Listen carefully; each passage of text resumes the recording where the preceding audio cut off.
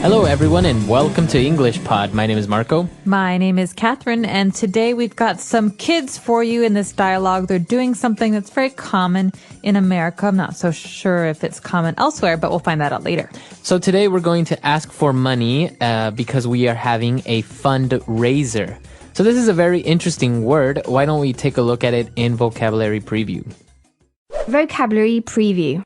So fundraiser is a thing. It's an event. It's something that you do at a school or a business to try and collect money for a special event or charity. That's right. So money, you can also say, is funds, right? And that's what you're trying to do. You're trying to collect, you're trying to gather a lot of money or funds in order for, like you say, some sort of objective purpose. Right, but it's not just like we're having a fundraiser to earn more profits this year. It's usually an event that's for some kind of charity or good cause. So, for example, the company is having a fundraiser for Jenny's child because he's sick and they can't pay for medical care. Right. So fundraiser is for a good cause. Exactly. So that's what this dialogue is all about today. Why don't we listen to the dialogue for the first time, and we'll be back in a bit.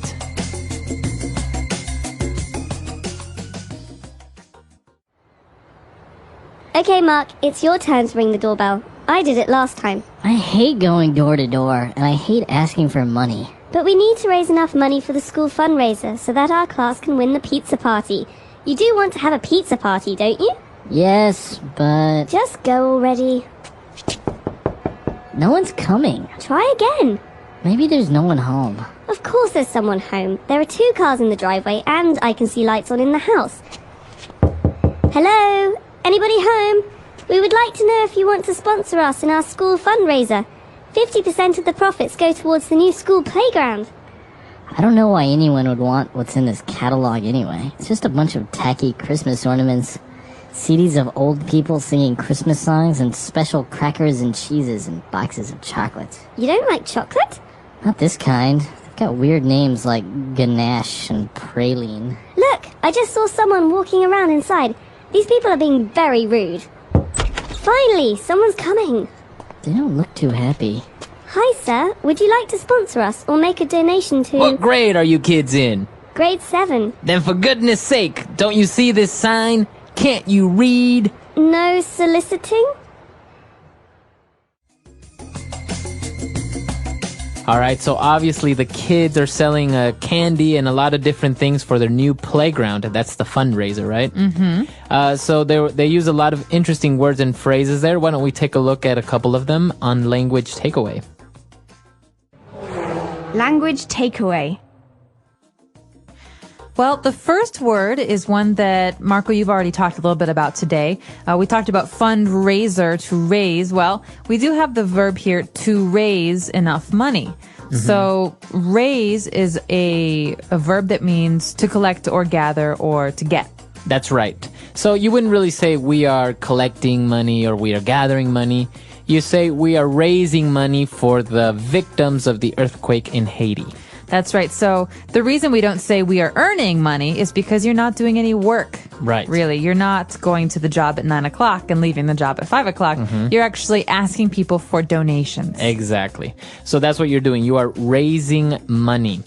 And now moving on, another way that you can help people maybe through a charity or donation is also to sponsor someone or something. Okay, so people can sponsor events or people, and companies can also do this as well. So to sponsor someone is basically to give them money in support of a cause. Right. For example, have you ever done one of those 5K runs or 10K runs?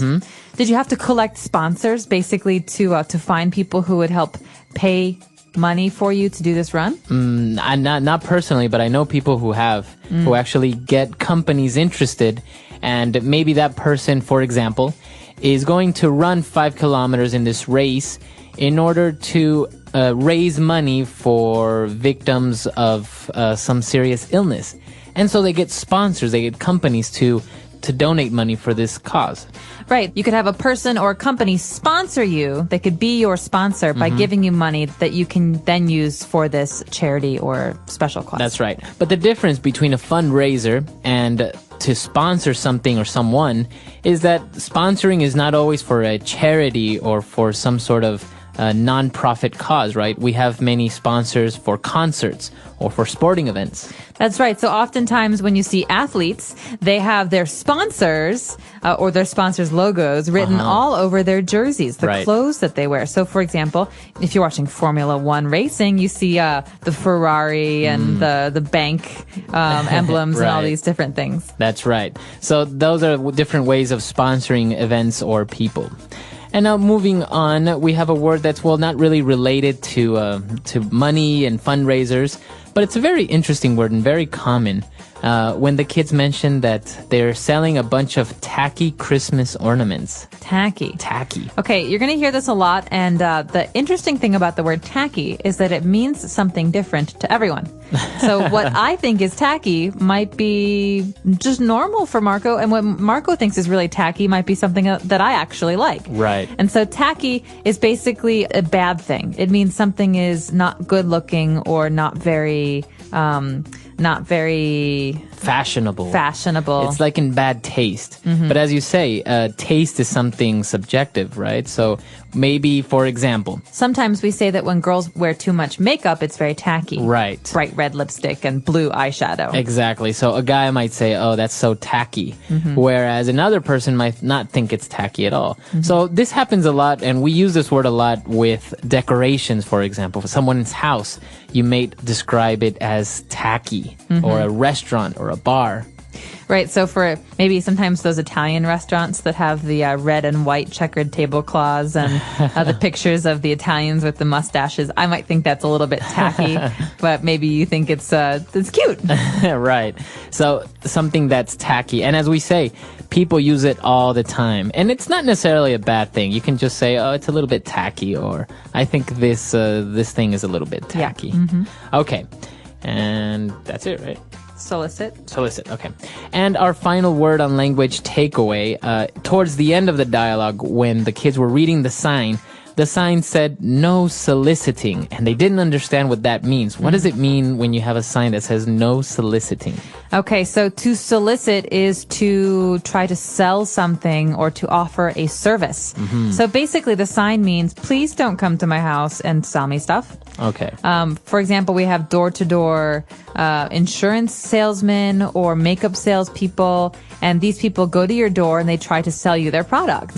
And no soliciting means, don't come to my house. I'm not going to answer the door if you're trying to sell something. So to solicit is to try and sell something. Okay, but usually in person, trying to make a sale uninvited, right? That's because right. If you're a businessman and you have a meeting, a sales meeting, you're not really soliciting with that other person. No, this is basically trying to sell something to a stranger. Exactly. Okay. Very good. So a lot of interesting words there. Why don't we listen to the dialogue again, and we'll be back shortly with Fluency Builder. Okay, Mark, it's your turn to ring the doorbell. I did it last time. I hate going door to door, and I hate asking for money. But we need to raise enough money for the school fundraiser so that our class can win the pizza party. You do want to have a pizza party, don't you? Yes, but Just go already. no one's coming. Try again. Maybe there's no one home. Of course there's someone home. There are 2 cars in the driveway and I can see lights on in the house. Hello? Anybody home? We would like to know if you want to sponsor us in our school fundraiser. 50% of the profits go towards the new school playground. I don't know why anyone would want what's in this catalog anyway. It's just a bunch of tacky Christmas ornaments, CDs of old people singing Christmas songs, and special crackers and cheeses and boxes of chocolates. You don't like chocolate? Not this kind. They've got weird names like ganache and praline. Look, I just saw someone walking around inside. These people are being very rude. Finally, someone's coming. They don't look too happy. Hi, sir. Would you like to sponsor us or make a donation to What grade are you kids in? grade 7? Then for goodness sake, don't you see this sign? Can't you read? No soliciting? All right, so now we're back and we have 4 key phrases for you on Fluency Builder. Fluency Builder. Okay, this first phrase is a pretty common one. We wanted to make sure that everyone was comfortable with the verb that goes with doorbell. So, Marco, what do you do to a doorbell? You ring the doorbell. You ring the doorbell. So you don't touch it, you don't press it. You can press it, but you ring the doorbell. That's the verb. Okay, so for example, when I was little, my brother and I always used to fight about who could ring the doorbell. Really? Yes. I loved ringing the doorbell, and so did he. Do you do the long ring or do you do the Ding, ding, ding, ding, ding, ding. You do it like that. The annoying ring. Yeah, so to ring the doorbell. All right. And, well, going back, when we were talking about no soliciting, you said that salespeople go door to door selling things. Mm-hmm. So this is an interesting phrase, and it's a fixed phrase, going door to door. Well, think about it. So a salesperson who wants to sell maybe some makeup goes to one house and no one wants to buy any makeup there. So she goes to the next house. So she's going from house to house. But we don't really say house to house because she's going to your door to offer the makeup. So we just say going door to door. That means going to strangers' homes in order. One door after the next to sell something. Very good. You go door to door. So you, for example, someone can go door to door asking for some sugar. That's right. Or we could say he is a door to door salesman. Door to door salesman. Very good. All right. And now we have an interesting question, and it's a very good one because it's a question that comes up a lot. When somebody asks you, if you're studying, for example, what grade are you in? Okay, what grade are you in? So in the American system, for example, we have the very, very bottom, grade K, which is kindergarten for maybe a 5-year-old. And at the very top, we have high school, grade 12. Right. And so in between, we have 1, 2, 3, 4, 5, and up. And so basically, to find out what year in school a student is, you have to ask him or her, what grade are you in? Right. So then the person would say, I'm in 6th grade, I'm in 8th grade. But this is the way you ask this question for school, as you said, a kid that's maybe 5 years old all the way to 18 years old in high school. What grade are you in? Now, if you're in university and you want to ask your friend what year of university that person's in, then you say, what year are you? What year are you? Yeah, you don't say grade. So basically, grade refers to, like what you said, Marco, those first 12 years of school. And so we call them we don't call it grade school. So you could ask anybody under the age of 18, what grade are you in? But when you go to university or when you're talking about university students, it gets a little bit different. So you can say, what year are you in, or what year are you? So if you're not sure about someone's age and maybe you think they're in college, you can ask them, what year are you? But generally, anyone under 18, what grade are you in? Okay, good. All right, and our last phrase, and this is kind of an expression, right? Yeah. Goodness sake, for goodness sake. Okay, so let's look at the context. The kids say, we're in grade 7, and the person at the door says, then for goodness sake, don't you see this sign? Right, for goodness sake. So this is an expression that's used to indicate maybe you're a little bit frustrated. Yes. Right? So it's like, come on, or my goodness, or for Pete's sake. For Pete's sake. We have many ways of saying, all right, come on, I'm a little tired of this. Right. You're irritating me. Right. So basically the person's saying, you are too old for this. You're too old for this. You should read what it says on my door. No soliciting. Right. And so the person's angry. Right. The person's angry because these kids are trying to sell her something when clearly she has a sign that says no soliciting. That's right. Okay, a lot of interesting phrases there. Why don't we go back, listen to our dialogue for the very last time, and we'll be back to talk with you a little bit more.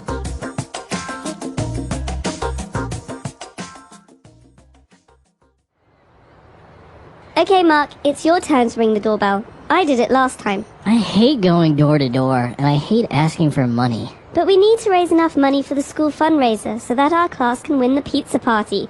You do want to have a pizza party, don't you? Yes, but... Just go already. No one's coming. Try again. Maybe there's no one home. Of course there's someone home. There are 2 cars in the driveway and I can see lights on in the house. Hello? Anybody home? We would like to know if you want to sponsor us in our school fundraiser. 50% of the profits go towards the new school playground. I don't know why anyone would want what's in this catalog anyway. It's just a bunch of tacky Christmas ornaments, CDs of old people singing Christmas songs and special crackers and cheeses and boxes of chocolates. You don't like chocolate? Not this kind. They've got weird names like ganache and praline. Look, I just saw someone walking around inside. These people are being very rude. Finally, someone's coming. They don't look too happy. Hi, sir. Would you like to sponsor us or make a donation to... What grade are you kids in? Grade 7. Then for goodness sake, don't you see this sign? Can't you read? No soliciting?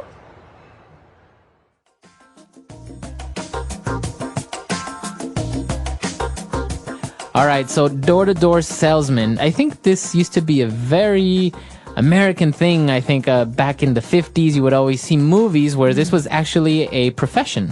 That's right. People would go door-to-door selling hairbrushes or magazine subscriptions, pretty much everything.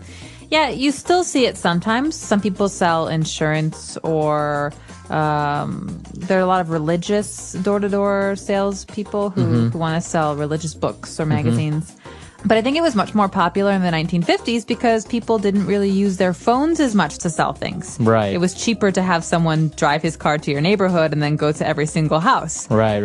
But yeah, it's a very interesting job. I think it'd be very lonely. And also, I think, well, now maybe that's been reduced a lot because now you have the internet. Oh, yeah. Well, the internet means that the salespeople come to you without you having to get up. Right. So basically, you're sitting at home in your pajamas and you can order a TV and some clothes. But it's very interesting because I remember you would have all these door-to-door salesmen. For example, I had one visit me once who was selling me encyclopedias. Really? A big collection of 37 books or more. It was a huge amount of books, encyclopedias. And I don't know if you see that anymore. Not really, not in the States. I don't know if anyone buys physical, huge encyclopedias to have in their home. No, only collectors, perhaps. Maybe. Yeah. So it's a very interesting profession. I don't know, in the United States, as you say, it's not very common anymore. Very little, maybe specific services. But this is interesting. Maybe in your country, this is still a big thing. Yeah, let us know. In your country, are door-to-door salespeople still common? Do you see them? Our website is EnglishPod365.com. We hope to see you there. All right. Bye-bye. Bye.